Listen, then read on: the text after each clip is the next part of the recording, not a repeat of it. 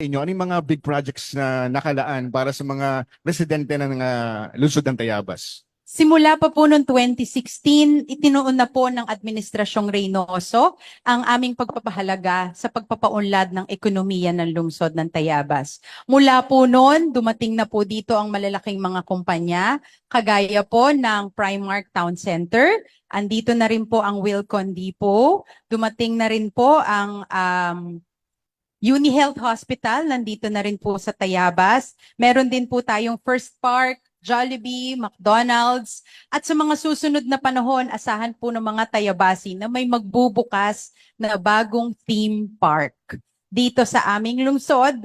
At kasabay po nito, sana ay maipakita na namin, sobrang excited po ako, may bagong mall po kaming bubuksan. Bukod pa po sa mga bubuksan, ito pong mga darating na May, we are expecting to open, magre-ribbon cutting na rin po ang Nissan Tayabas City.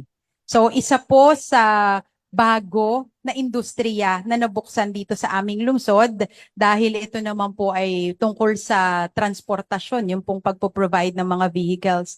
So sana po tuloy-tuloy na ito. So yun po yung mga kwento ko lang muna at baka po mas gusto ko po kasi under administration ng Reynoso, hindi po kami nagsasabi ng hindi pa talaga nakikita. Kung hindi ko pa po nakikitang ginagawa ito, hindi ko pa po ito pagmamalaki. Sabi nga ay pag open na ay magulat na lang at masurpresa ang mga Tayabasin.